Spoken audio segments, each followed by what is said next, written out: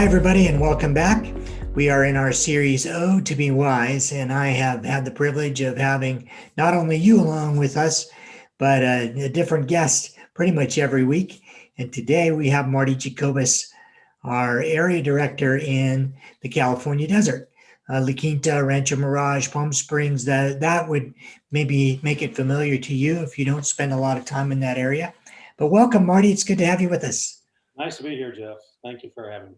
Absolutely. You've got your bright blue shirt on, and I'm I sure do. you're ready to talk golf today. So I let's am. I start am. by talking golf.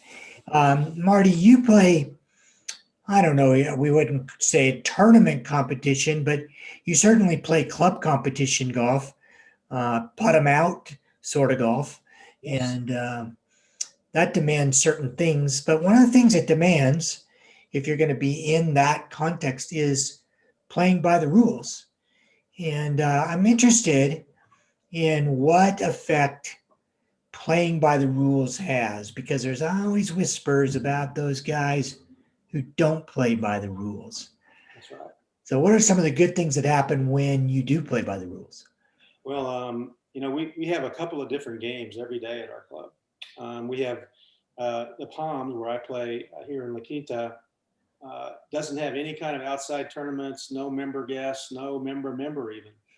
They do have a stroke play tournament every year and a match play tournament, and that's it.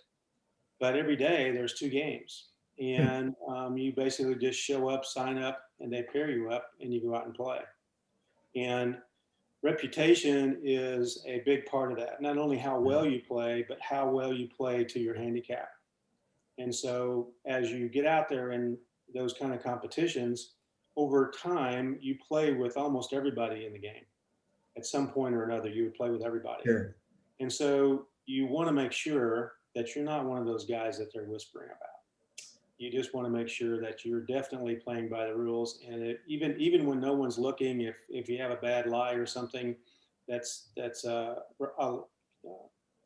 allows you relief, you tell your opponent. You tell your opponent. And sometimes we like to joke when we have to hit a second ball. I'll say, well, my first ball was a 3 with a dot. My second ball was a 3 with a dot, and and then to get a little smile or something going on. But of course, we know that's not the case when we're playing in those games. Right, right. And it creates a confidence, doesn't it, in the other players when they know they can trust you?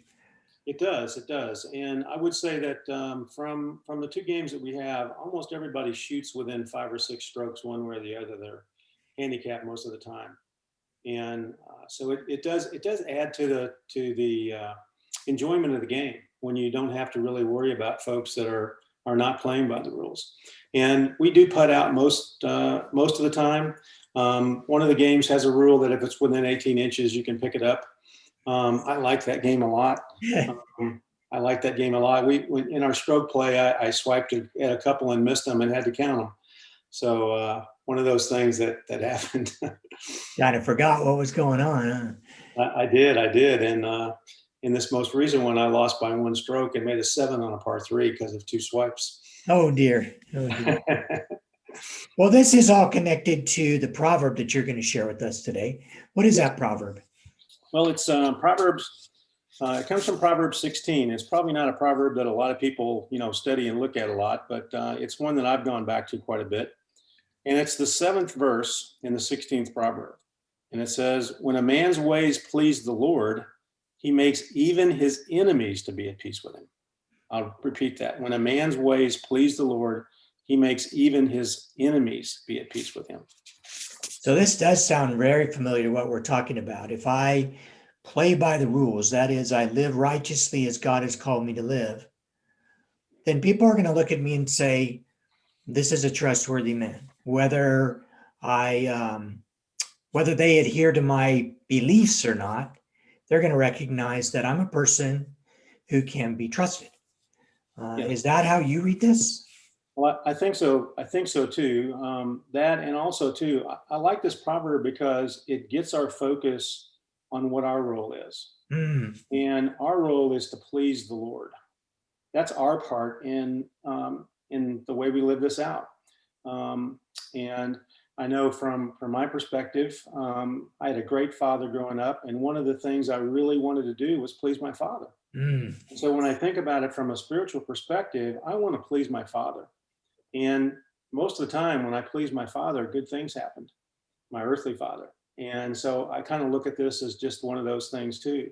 Um, that we know that these proverbs are not promises, but they're very good divine guidelines, and wise observations that if we try to live our life by, good things usually happen. yeah. And so what we're saying is, will every enemy be on our side? Not necessarily. Will every person understand what we're doing? Not necessarily. But as a general rule, if we are living according to the way the Lord would have us live, the reception we get will be good, right? That's right. That's exactly right.